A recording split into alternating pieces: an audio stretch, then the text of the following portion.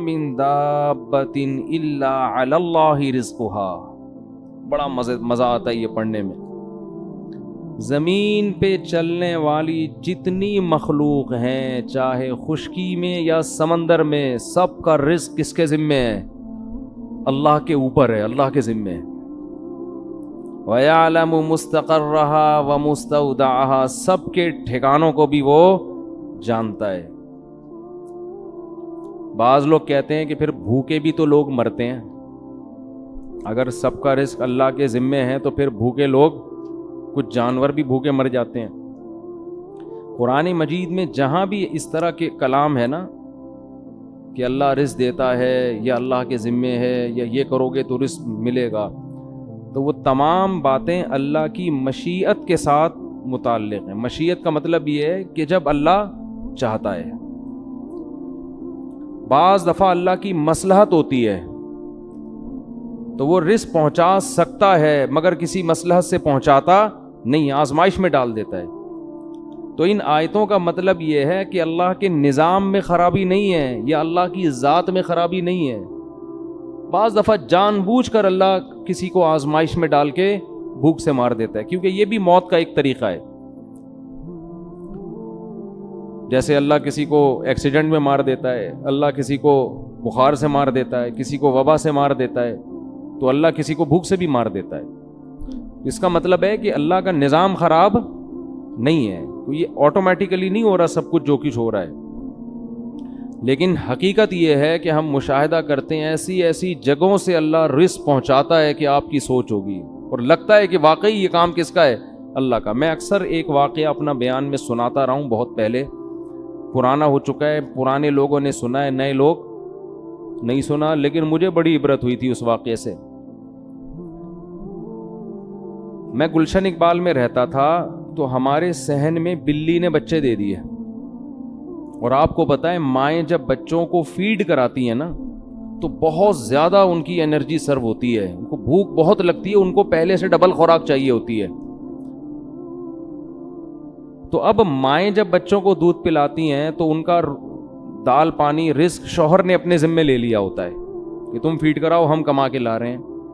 جبکہ بلیوں کے ہاں یہ سسٹم نہیں ہے کہ بلا جو ان بچوں کا ذمہ دار ہے وہ بلی کا نان نفقہ اپنے ذمے لے لے. بلوں کے ہاں ایسا سیٹ اپ بولو بھائی نہیں, ٹھیک ہے نا, تبھی تو وہ بلے ہیں, انسان نہ ہوتے ورنہ. تو بلی نے بچے دیے. اب بلی جب بچے دیتی ہے تو اس کو بہت حفاظت کرنی پڑتی ہے اپنے بچوں کی. شروع میں تو بہت زیادہ, دائیں بائیں نہیں جا سکتی وہ. اب وہ رزق کی تلاش میں زیادہ دور نکلے گی تو اس کو ڈر ہوتا ہے میرے بچوں کو بلا نہ کھا جائے یا کوئی اور نہ پکڑ لے. تو اب اس کی خوراک کی ضرورت ہو گئی ڈبل, اور جاب کے لیے اس کے پاس ٹائم ہو گیا کم. الٹا کام ہو گیا نا, دونوں طرف سے ٹینشن. لیکن اب بچوں کو اس نے فیڈ کرانی ہے, خوراک ڈبل چاہیے, ٹائم ہے نہیں اس کے پاس خوراک لینے کے لیے. تو میں یہ دیکھ رہا تھا, میں نے کہا یار یہ سارا دن تو ادھر پڑی رہتی ہے بچوں کی حفاظت میں, کھانے پینے کا ٹائم. میں نے کوئی پالی بھی نہیں تھی کہ اس کا ٹھیکہ میں نے لیا. وہ ہمارا جو گیرج تھا نا, گیراج, اس میں اس نے دیے ہوئے تھے بچے. تو خیر میرے ذہن میں آیا ہم کھلا دیں گے, لیکن اس وقت تک ایسا کوئی سیٹ اپ تھا نہیں ذہن میں کہ بلی کو پال لو, تھوڑا ڈال دو, وہ تو پھر کمبل ہو جاتی ہے, وہ تو آپ کو پتہ ہے نا, بچوں سمیت بیٹھ جائے گی وہیں ٹھیا لگا کے. تو اتنا فری کرانے کے موڈ میں تھے نہیں. تو میرے رشتہ داروں کی دعوت تھی عید کے دن ہمارے گھر میں,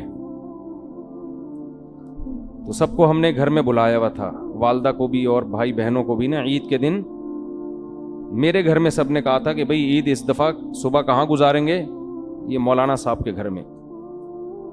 تو میں گوشت خریدنے چلا گیا, بکرے کا گوشت میں لے کر آیا, چھیچڑے ہٹا کے, بہت صاف ستھرا خاندانی قسم کا گوشت, اور وہ شاپر میں پیک کرا کے بائک پہ میں گلی میں بائک کھڑی کر کے حسب معمول گوشت وہیں چھوڑ کے بھولے سے ہم گھر میں آ گئے. میرے ساتھ یہ بہت ہوتا رہتا ہے, ٹھیک ہے نا. گوشت ہمارا کہاں لٹکا ہوا ہے؟ بائک پہ لٹکا, اور ہم بھول ہی گئے کس سلسلے میں جانا ہوا تھا اور کس سلسلے میں آ رہے ہیں. تو گھر والوں نے کہا بھائی آپ کو بھیجا تھا گوشت لینے کے لیے. میں نے کہا او بھائی مجھے ابھی یاد آیا, او ہو میں جیسا ہی گیا ہوں اتنا ٹائم گزر چکا تھا کہ بلی خلال کر رہی تھی دانتوں میں بیٹھ کے. جیسے ہم کھا لیتے ہیں نا تسلی سے, طبیعت سے پھوڑ پھاڑ کے آخر میں جمائیاں لے رہے ہوتے ہیں اور وہ دانتوں کو نا یوں یوں کر رہے ہوتے ہیں, تو بلی جو ہے نا طبیعت سے وہ گوشت کھا کے پیٹ بھرا ہوا تھا اس کا اور زبان سے خلال کر رہی تھی. ایسے خلال نہیں کر رہی تھی, یوں کر کے بالکل بھائی اب مزید حاجت نہیں, اب آپ لے جانا چاہیں تو لے جا سکتے ہیں. بہت شکریہ آپ کا, آپ نے ہمیں بکرے کا ایسا تازہ گوشت کھلایا, فل طبیعت سے کھایا اس نے, اور وہ گوشت کی بوٹیاں بکھری بھی تھی پوری سڑک پہ. میں نے کہا ہمارے تو کسی کام کا اب یہ ہے نہیں, تو ہی کھا لے. جیسے ایک آدمی جنگل میں گیا نا قضائے حاجت کے لیے, تو کہیں کھائی میں گیا ہے, دیکھا وہاں شیر بیٹھا ہوا تھا, کہتا ہے اب تو ہی کر لے, ہماری تو ویسے ہی نکل گئی ہے, ہمیں اب کرنے کی ضرورت نہیں, اب تو ہی کر لے. تو اس وقت مجھے اندازہ ہوا کہ بھائی وما من دابۃ الا علی اللہ رزقها, جتنے زمین میں چوپائے جانور چل رہے ہیں نا, روزی کس کے ذمے ہے؟ اللہ کے ذمے. اللہ اس کو یہی پہنچا رہا ہے کہ تو بچوں کی کیئر کر, ابھی عید آ رہی ہے, مفتی صاحب تیرے لیے بکرے کا گوشت خرید کے تجھے کھلائیں گے. اور یہ ہوتا ہے. تو رزق جو ہے نا چھپڑ پھاڑ کے, دروازے پھاڑ کے آتا ہے. نبی صلی اللہ علیہ وسلم نے فرمایا الا وان نفسا لن تموت حتى تستكمل رزقا, کوئی نفس, کوئی انسان ہرگز اس وقت تک مر نہیں سکتا جب تک اپنے مقدر کی روزی نہ کھا لے. وہ آپ کے جو آخری نوالا جب تک آپ کھاؤ گے نہیں نا, آپ کی موت نہیں آئے گی. اللہ نے ہر دانے پہ کھانے والے کا نام لکھا ہوا ہے, یہ تو کھائے گا. مقدر انسان کو کھینچ کے کہاں لے کے جاتا ہے. ڈاکومنٹریز میں دیکھتا ہوں بہت تو جنگلوں کی, تو اس میں آپ نے دیکھا ہوگا شکار مگرمچھ کر رہا ہے, لے کے کون جا رہا ہے؟ شیر. کبھی شکار شیر کر رہا ہے اور مگرمچھ چھین کے جا رہا ہے. محنت کوئی کر رہا ہے, فائدہ کوئی اور اٹھا رہا ہے. تو جنگلوں میں بھی سب کو رزق مل رہا ہے, وہ اس کو کھا رہا ہے, وہ اس کو کھا رہا ہے, وہ اس کو کھا رہا ہے.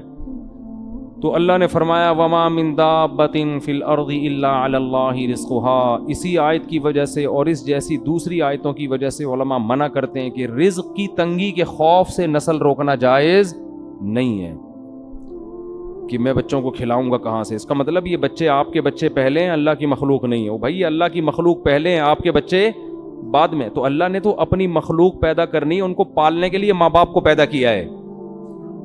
یہ ایک امانت ہے جو اللہ والدین کے حوالے کرتے ہیں کہ میری مخلوق ہے, تم پالو اس کو اور تمہیں بھی اس سے فائدے پہنچاؤں گا.